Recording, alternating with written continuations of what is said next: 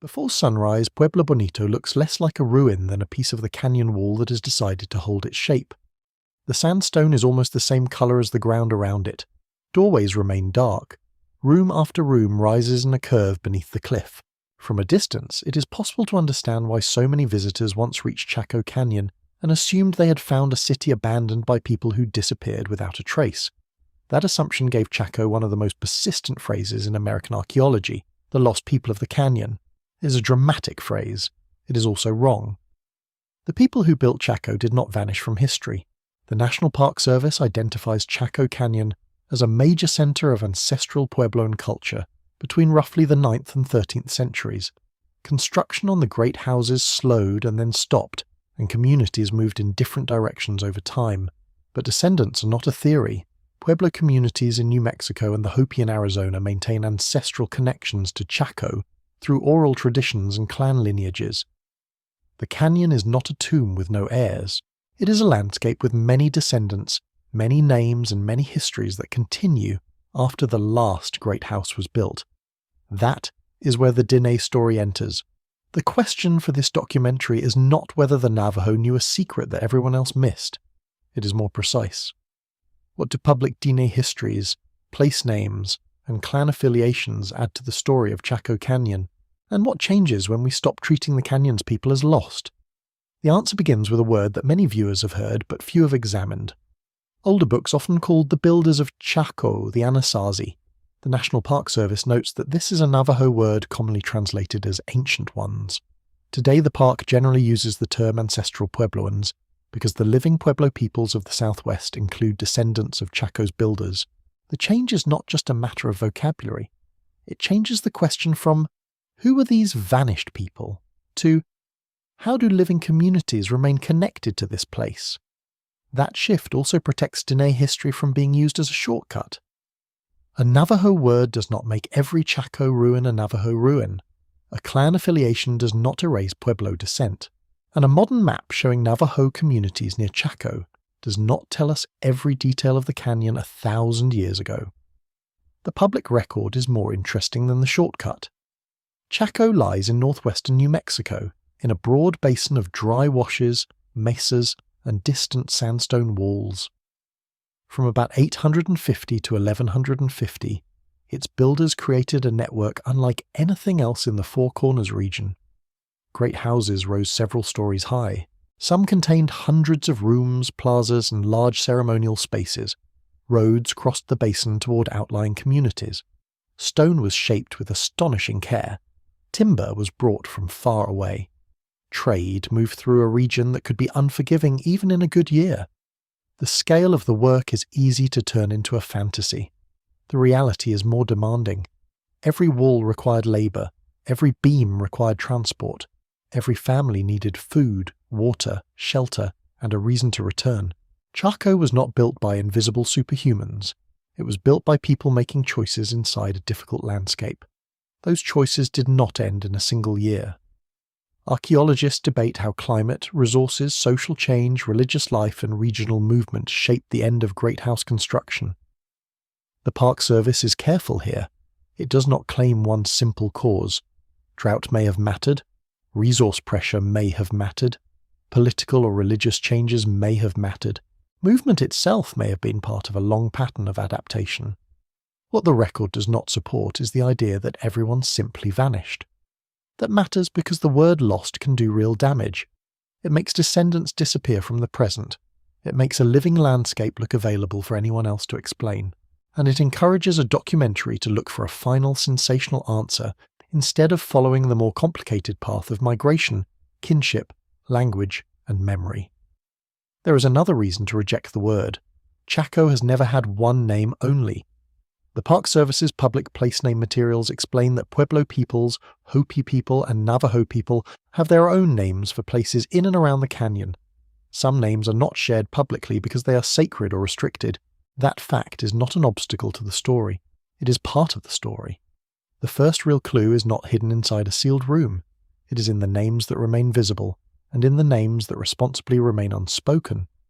Before we can understand what Dine history contributes to Chaco, we need to see what the great houses actually were, and why their builders' descendants still refuse the idea that they were ever lost. The buildings of Chaco Canyon are often photographed as though they are empty architecture. A long wall catches the afternoon light. A doorway frames a rectangle of blue sky. A stairway disappears into shadow. Those images are beautiful, but they can make the canyon seem silent. It was never silent. Between about 850 and 1250, Chaco was a major center of ancestral Puebloan life. The exact population of the canyon at any one time remains debated, but the scale of its construction is beyond dispute. Pueblo Bonito, Chetroquetla, Casa Rinconada, and other great houses required coordinated work on a level that still surprises visitors. Builders selected sandstone, shaped it into thin courses, and created walls that climbed several stories. They moved timber over long distances. They planned plazas, rooms, roads, drainage, storage, and communal spaces in a dry country where water could never be taken for granted. Calling these places ruins can be useful when we mean the surviving architecture. It becomes misleading when it makes the people who built them seem unfinished, anonymous, or extinct. The Park Service's Public History of Chaco says the people did not suddenly vanish. During the 13th century, there were migrations south, east, and west. Pueblo communities in New Mexico and Hopi communities in Arizona maintain connections to Chaco through their oral traditions and clan histories. The builders did not evaporate into a mystery. Their descendants are still present, still connected to the canyon, and still entitled to describe the place in their own terms. That is why the phrase Ancestral Puebloans matters. It does not pretend that every person in Chaco belonged to one identical group or spoke one identical language. The canyon was probably home to diverse communities, but the phrase recognizes a continuing relationship between the people who built these places and Pueblo descendants today. It also gives us a clearer way to understand the Dine connection. Dine histories are not evidence that Pueblo descendants have disappeared.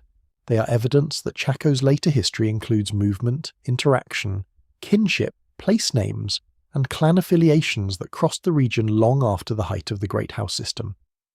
The distinction is subtle, but it is essential.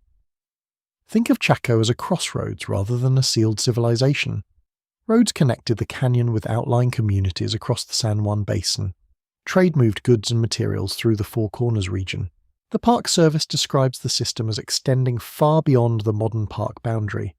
Even after Great House construction ended, people did not stop moving through the southwest. Agricultural land changed. Drought changed the calculation of staying or leaving. Families joined other communities. Ritual and social networks shifted. A map of migration is not a line drawn once. It is a set of paths made over generations. For the people of Chaco, the canyon was not simply a construction site. It was a place where architecture, ceremony, gathering, agriculture, and regional exchange came together. Great houses could host people from outside the canyon, roads linked communities, kivas and plazas organized communal space. The purpose of every structure is not fully known, and good archaeology does not pretend otherwise. But uncertainty about every detail is not uncertainty about the people themselves. They were real. Their work was real. Their descendants are real. The physical evidence keeps bringing us back to that point. A wall is not only a wall. It records labour, quarrying, transport, planning, repair, and generations of knowledge about stone. A beam is not only wood. It records a journey from a forest to a canyon. A road is not only a line across the desert. It records movement between communities that had reasons to remain connected. This is where the word lost begins to lose its power. It depends on the viewer seeing only the broken wall and not the larger network. It depends on treating the modern descendants as separate from the past, and it depends on assuming that if a 19th century explorer did not understand a site, no one did. But Chaco was never waiting for 19th century explorers to become meaningful. Pueblo and Hopi communities carried their own connections to the landscape. Dine people later lived in and around the canyon, gave places names, formed affiliations with Chacoan sites in public stories, and built their own history there. The canyon's layers are not a contest for the single oldest claim. They are evidence that a place can gather many histories without becoming nobody's home. The next clue comes from the names on the map. Some of the most familiar labels in Chaco have a Dine history behind them. Others are names that the public record deliberately leaves incomplete. Together they show how a landscape becomes part of a people's memory without requiring that every memory be handed over for display. Place names are one of the quietest forms of history. They rarely announce themselves with a monument. They survive in a map margin, a trail description, a family memory, or a word repeated so often that people forget it had to come from somewhere. At Chaco, public place name records provide an unusual window into the Dine relationship with the canyon. The Park Service says that the region's communities use distinct names for many locations in and around the canyon. It also explains that some names are omitted because they are sacred and non-public. That is not a gap for a documentary to fill, it is a boundary to respect. The names that are public already tell us enough. The Park Service notes that many of the recorded Navajo names in Chaco reflect the fact that Navajo people lived in the canyon more recently and continue to live in the surrounding region. These names show how older structures were incorporated into Dine culture, history, and oral histories. A name can preserve a feature of the land, a memory of wind, the outline of a building, or an encounter between communities. It does not need to explain every room inside a great house in order to be historically meaningful. One public example is the Navajo name for Chaco Canyon itself, which the Park Service says refers to a large boulder once located behind Pueblo Bonito. The detail is small, but it changes the scale of the story. The name does not come from an abstract archaeological category. It comes from a feature in the landscape, something people could see, remember, and use to orient themselves. Another public example appears near Crown Point, at a great house known as Kinyaa. The Park Service explains that the Navajo name can be translated as a house rising up high. It also notes that, according to one Navajo story, a group of Navajos settled there with Chacoan people, and later became associated with the Towering House clan. This is a public place name context, not a license to invent an entire private history around it. But it is evidence that dinner stories have incorporated Chacoan places into clan memory. The Park Service's frequently asked questions go further. It says that a number of Navajo clans are affiliated with Chacoan sites through their traditional stories. Another public NPS history states that oral history provides evidence for at least 10 modern-day Navajo clans being descendants of Chacoans. These are significant statements. They should also be read carefully. They do not mean that every Dina person traces descent from Chaco in the same way. They do not mean that every Chaco structure has one Navajo explanation, and they do not cancel the connections of Pueblo and Hopi descendants. The Park Service itself emphasizes that Chaco has no one-to-one affiliation with a single present-day tribe. The history of the Southwest includes movement, intermarriage, clan adoption, refuge, and the sharing of practices across long distances and long periods of time. That is a more complicated answer than a lost civilization story. It is also more human. In the public history of the region, Navajo clan origin stories describe movement across the Southwest, specific places, and interactions with other clans and peoples before the formation of the present-day Dine people. Archaeologists have proposed different models for when Athapascan-speaking ancestors of the Navajo arrived in the Southwest. Dine oral traditions hold their own accounts of emergence and movement. A documentary does not have to force those accounts into one argument in order to acknowledge both. It can say what the public sources say. Archaeological models and oral traditions use different kinds of evidence, and the history of Dine-Pueblo interaction is real and deep. The canyon makes that interaction visible in material as well as language. The Park Service describes historic Navajo use of Chaco Canyon, Navajo archaeological sites, and later seasonal camps. It also preserves records of Navajo masonry teams helping stabilize sites in the modern era. The relationship is not a single moment buried in the distant past. It has continued through work, residence, mapping, place naming, and cultural preservation. This is the point where a mystery title often tries to rush toward a revelation. It asks whether the Navajo knew who the lost people really were, but the public record gives a better answer. Dine knowledge does not reduce Chaco's ancestral people to a riddle with one solution. It places Chaco inside a larger southwestern history of people meeting, moving, naming, marrying, taking refuge, building kinship, and remembering places in more than one way. The next chapter of that history is written not only in stories but in the camps, homes, gathering areas, and routes that appeared in Chaco after the great houses were no longer being built. The history of Dine people in Chaco Canyon is not confined to a single clan story or a single name on a map. It is also written in the evidence of later residents and use. The Park Service describes historic use of the canyon by Rio Grande Pueblo and Navajo groups from shortly after the Pueblo Revolt of 1680 through the middle of the 19th century. After the Spanish reconquest of 1692, the region saw intense movement and upheaval. Pueblo people seeking refuge joined Navajo communities at different times. The Park Service names refugees from San Felipe, Santa Clara, Zuni, Cochiti, and Hopi communities among those who joined the Navajo, creating new clan and kinship relationships. This history should not be romanticized. Refuge is not a simple word. It can mean families moving because violence, colonial pressure, or fear has made an old home unsafe. It can mean communities rebuilding relationships under conditions they did not choose. But it helps explain why the history of Chaco cannot be divided into neat boxes labeled Pueblo Past and Navajo Present. The Southwest has long been a region of movement, contact, kinship, and adaptation.